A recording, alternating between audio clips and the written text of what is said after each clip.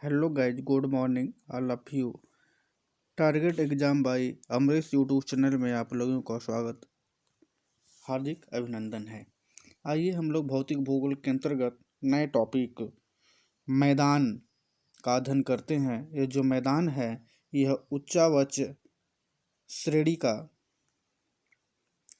जो पहला उच्चावच होता है महाद्वीप एवं महासागर होता है, और जो द्वितीय श्रेणी के उच्चावच होते हैं पर्वत होता है, पठार होता है और मैदान होता है। तो आज हम सभी लोग इस मैदान के बारे में अध्ययन करेंगे, अर्थात जो प्लेन होते हैं, मैदान होते हैं, किस किस प्रकार से निर्मित होते हैं, किन किन तत्वों द्वारा ये बने होते हैं, इनका क्या क्या नाम होते हैं। ठीक है, तो आइए सभी साथियों, दोस्तों, हम सब लोग मिल करके एक नए टॉपिक भौतिक भूगोल के अंतर्गत मैदान का अध्ययन करते हैं। यह जो टॉपिक है TGT, PGT, UGC NET, GIC LT, KBS, Navodaya इत्यादि परीक्षाओं में कम से कम एक क्वेश्चन तो अवश्य ही बनता है। उसके बाद मेंस की बात करें हम लोग तो रिटेन एग्जाम में मैदान क्या है, मैदान की विशेषताओं व वर्गीकरण का वर्णन कीजिए, आप व्याख्या कीजिए। ये वेरी इंपॉर्टेंट क्वेश्चन बनता है। फिर बात करते हैं हम लोग भौतिक भूगोल बीए स्तर की बात करें तो मैदान उस टॉपिक के अंतर्गत आता है। जियोमॉर्फोलॉजी मतलब भू आकृति विज्ञान का करें एम सेमेस्टर के अंतर्गत, तो उसके अंतर्गत ये सभी टॉपिक आते हैं। ठीक है, तो आइए हम सभी लोग इस टॉपिक का अध्ययन करते हैं। मैदान किसे कहते हैं? समतल एवं अपेक्षाकृत निम्न भूमि को जिसकी स्थानीय ढाल अत्यंत अल्पांत हो, मतलब मंद हो, अत्यंत मंद हो या अल्पांत हो, मैदान कहलाता है। जी हाँ, समतल या अपेक्षाकृत निम्न भूमि। ठीक है, क्या होगा भाई? निम्न भूमि को जिसकी स्थानीय ढाल अत्य अल्प मतलब कम हो, उसे क्या कहते हैं? मैदान कहते हैं। संपूर्ण विश्व में 41% भूभाग, जी हाँ, 41% भूभाग क्या है? मैदान है। जी हाँ, क्या है? मैदान है। 33% क्या है? पठार है। जी हाँ, और 26% क्या है? जी हाँ, पर्वत है। तो पर्वत, पठार, मैदान का हम लोग अध्ययन कर रहे हैं, जिसमें से आज स्पेशल तरीके से मैदान का अध्ययन करेंगे। हम लोग एक वीडियो में पठार का अध्ययन कर चुके हैं और एक वीडियो में पर्वत का भी आपको अध्ययन करने के लिए मिलेगा। ठीक है, अर्थात पर्वत का भी एक टॉपिक आपको वीडियो मिलेगा, पठार का भी मिलेगा और मैदान का भी मिलेगा। तो आप इन सभी को क्रमशः बारीकी से आप इसे देख सकते हैं। ठीक है, और समझ भी सकते हैं। आपके सुविधा अनुसार ये वीडियो बनाया गया है कि आप इसको पीडीएफ भी मिल जाएगा, आराम से इसे आप नोट्स बना करके पढ़ाया गया है। ठीक है, और आपको यदि ये वीडियो कैसा लग रहा है ये आप कमेंट करके अवश्य बताएं। जी हाँ, क्योंकि वीडियो में अधिक से अधिक सुधार हो सके। ठीक है, तो आइए हम सभी लोग मैदान के बारे में अध्ययन करते हैं। आइए हम लोग जानते हैं मैदान का वर्गीकरण कैसे हुआ है। तो मैदान का वर्गीकरण दो प्रकार से हुआ है। पहला, आंतरिक हलचल द्वारा निर्मित मैदान। दूसरा, बाह्य हलचल या बाह्य बल द्वारा, ठीक है, निर्मित मैदान। मतलब पृथ्वी की आंतरिक शक्ति कह सकते हैं, पृथ्वी की बाह्य शक्ति। ठीक है, तो आंतरिक शक्ति के अंतर्गत संरचनात्मक मैदान होता है। ठीक है, क्या होता है भाई? संरचनात्मक मैदान होता है, जिसे संरचनात्मक मैदान या भू संचलन से निर्मित मैदान भी कहते हैं। तो आइए हम सभी लोग जानते हैं आंतरिक हलचल द्वारा निर्मित मैदान क्या होता है। संरचनात्मक या भू संचलन से निर्मित मैदान भी इसे कहते हैं। भू संचलन के फलस्वरूप जब कोई स्थल खंड का सागर से निर्गमन होता है तो संरचनात्मक मैदान का निर्माण होता है। जी हाँ, भू संचलन, जैसे भू संचलन हुआ और नीचे जल स्तर बना हुआ है, जब इस सागर जल से कोई निर्गमन ऊपर उठ जाता है तो उस स्थल को क्या कहते हैं भाई? मैदान कहते हैं। लेकिन वह कैसा मैदान है? संरचनात्मक मैदान है। क्यों? क्योंकि वह किसी के द्वारा बना हुआ है। ठीक है। जब सागरी तट के पास यह स्थल मंडल सागर से ऊपर उठ जाता है, अथवा जब सागरीय तट भू संचलन के फलस्वरूप निम्नजन होता है, मतलब नीचे हो जाता है, तो निक्षेपण के फलस्वरूप मैदान में परिवर्तित हो जाता है। जैसे यूएस का विशाल मैदान, रूस का रूसी मैदान। ठीक है। स्थलखंड के नीचे विघटन द्वारा यूएसए का अटलांटिक तटीय मैदान। ठीक है। समुद्र से ऊपर उठने से हुआ है। भारत का कर्नाटक एवं पूर्वी तटीय मैदान। ठीक है।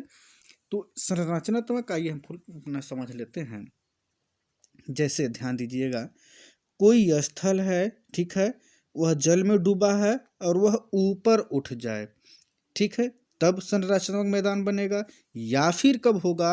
ठीक है, एक बार तो उठ गया तो मैदान हो गया, या मैदान है जल वहां से नीचे चला जाए तो मैदान का निर्माण होगा। दो प्रक्रिया से होता है, एक जल के नीचे होने से, ठीक है, दूसरा यह स्थल के ऊपर उठने से। संरचनात्मक या इसी को भू संचलन से निर्मित मैदान कहते हैं। ठीक है।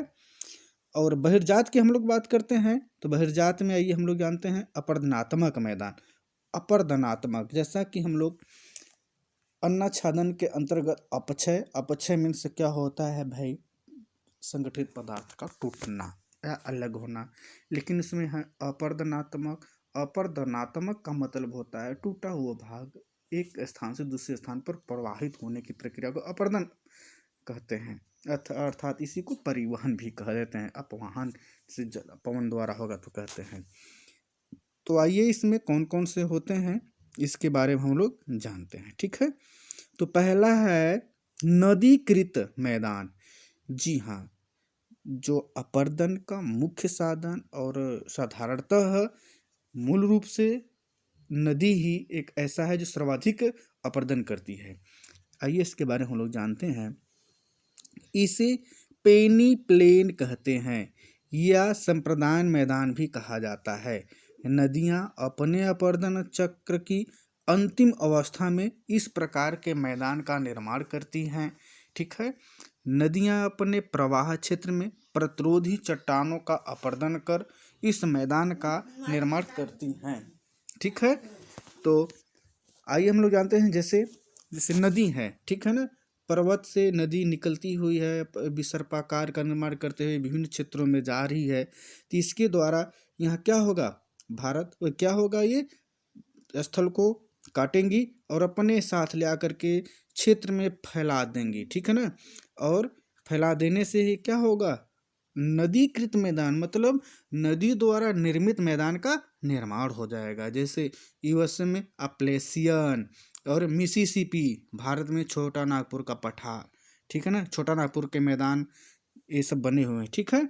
आइए अगला हम लोग देखते हैं हिमानीकृत। हिमानीकृत क्या है भाई? इसका निर्माण हिमानियों की अपरदन क्रिया द्वारा होता है। इस प्रकार के मैदान में मिट्टी की परत पतली होती है एवं मैदान में चट्टानी टीले एवं झीलें देखने को मिलती हैं। जैसे उत्तरी अमेरिका में उत्तरी भाग, भारत के लद्दाख, जैसे ये सब पर्वत हैं। ठीक है ना। यहाँ पर जो ग्लेशियर बनेंगे, ठीक है, वो जब पिघलेंगे तो इस चट्टानों को काटते हुए ले आकर के नीचे फैला देंगे, और नीचे फैला देंगे तो वह किसके द्वारा मैदान बन रहा है भाई? हिमानी के द्वारा बन रहा है, इसलिए उसे हिमानीकृत मैदान कहा जाता है, जैसे भारत के लद्दाख में। ठीक है। अगला पवन की बात करें तो पवन द्वारा कैसे बनेगा भाई? इन मैदानों का निर्माण मरुस्थलीय प्रदेशों में होता है। जी हाँ, तेज गति से बहती हुई पवन अपरदन द्वारा मैदान का निर्माण करती है। इस मैदान को पेडी प्लेन भी कहा जाता है। नदी को क्या कहते हैं? पेनी प्लेन कहते हैं। ठीक है ना। नदी को पेनी प्लेन, लेकिन जो पवन द्वारा होता है उसे पेडी प्लेन भी कहा जाता है। इस मैदान में यत्र तत्र प्रतिरोधी चट्टानों के अवशेष टीलों के रूप में विद्यमान रहते हैं, जिसे इनसेल वर्ग भी कहा जाता है। और पवन द्वारा जो मैदान होता है, इसीलिए इसको पवन द्वारा निर्मित होता है। यह क्या करते हैं भाई, पवन मरुस्थली, जहाँ मरुस्थल होते हैं, इनके द्वारा उठा करके ये ले आते हैं। कभी कभी इनसेल वर्ग का निर्माण करते हैं, ठीक है ना, छत्रक शिला का निर्माण करते हैं, ठीक है, और इसी में लोएस का भी मैदान निर्माण हो जाता है, ठीक है। आइए क्रास्ट द्वारा हम लोग जानते हैं। क्रास्ट क्या है भाई, चूना पत्थर क्षेत्रों में वर्षा जल, भूमिगत जल की विलयन क्रिया के फलस्वरूप निर्मित मैदान को क्रास्ट मैदान कहा जाता है। जो भूमिगत जो जल होते हैं, उन्हीं को क्रास्ट मैदान कहा जाता है।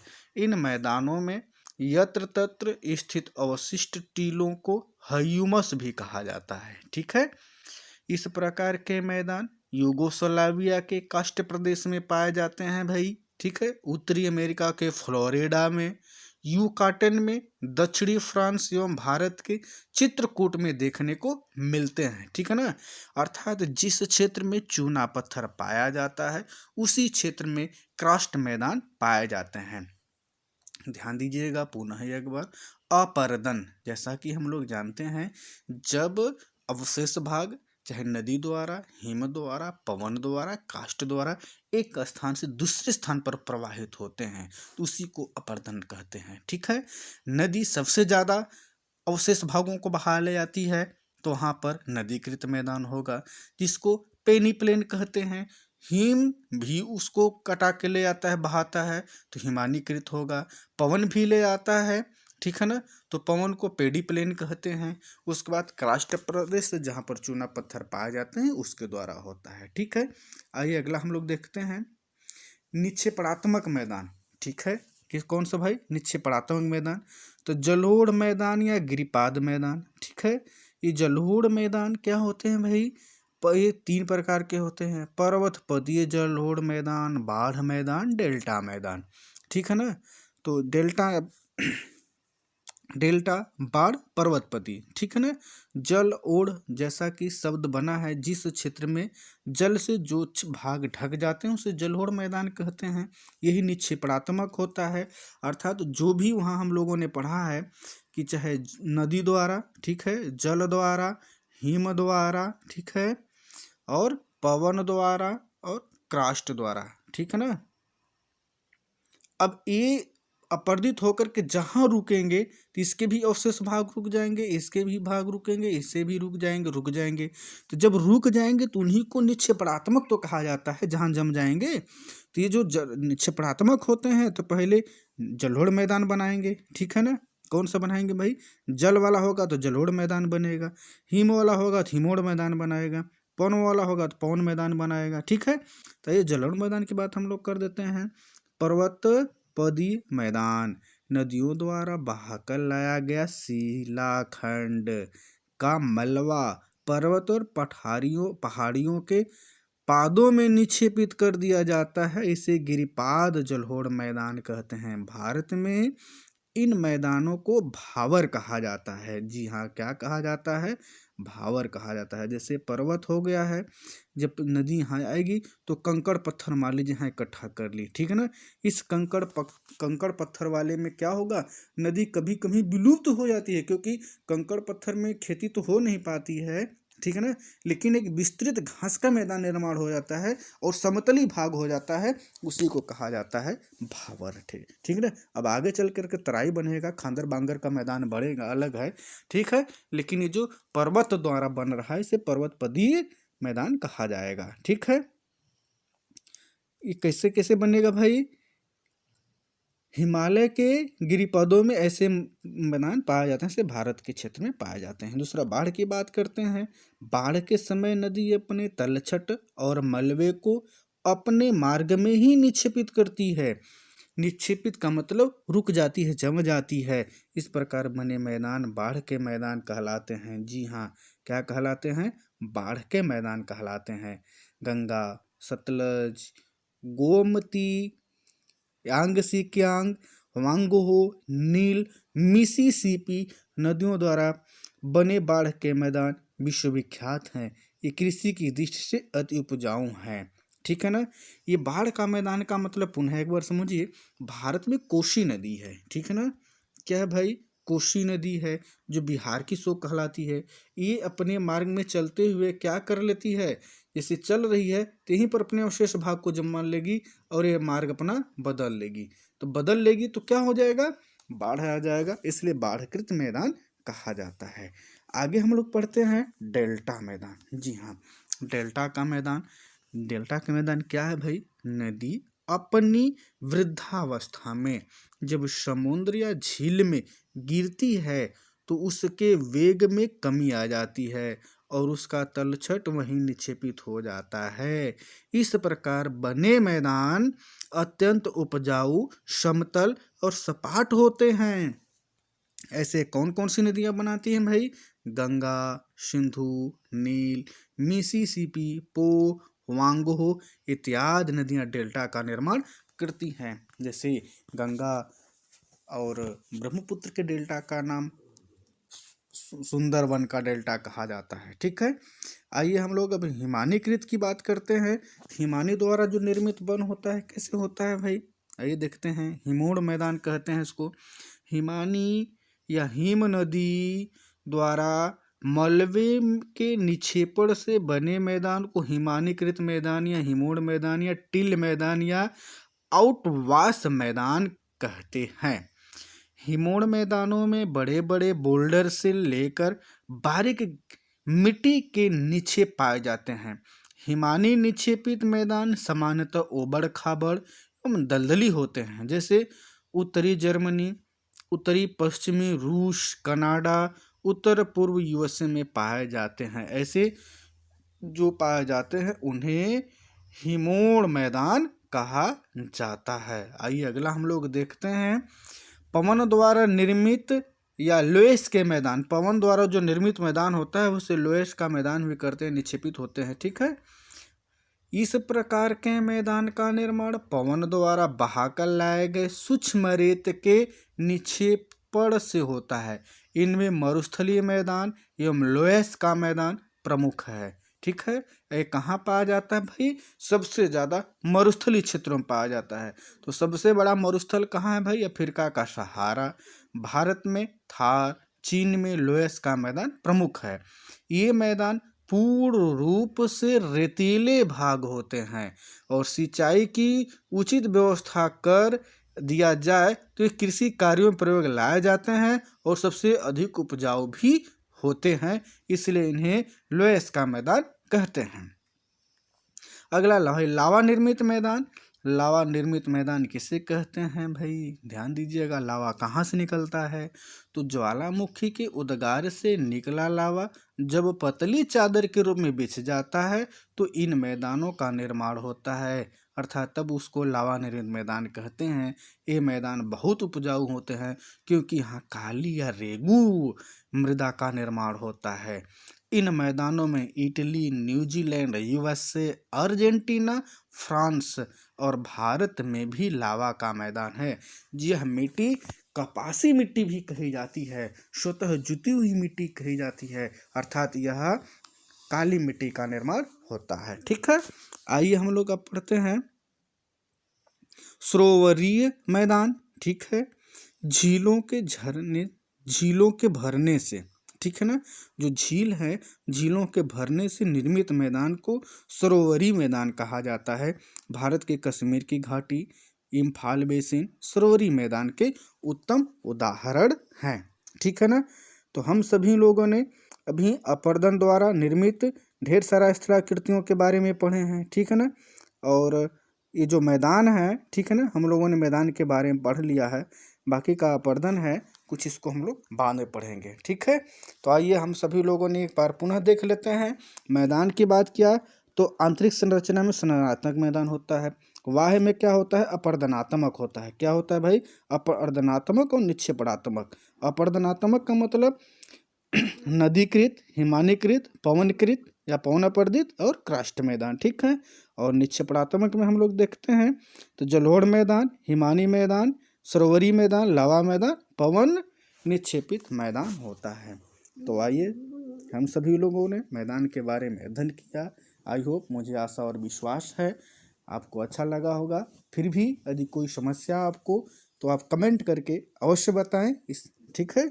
और यह जो TGT, PGT, NET, TET, super TET इत्यादि परीक्षाओं के वनडे में कम से कम 1-2 क्वेश्चन तो अवश्य ही आते हैं। तो आई होप, मुझे आशा और विश्वास है इस टॉपिक को आपको और बढ़िया समझ में आया होगा। और इसी के साथ नेक्स्ट वीडियो हम लोग मिलेंगे। तब तक के लिए जय हिंद, वंदे मातरम, नमस्कार।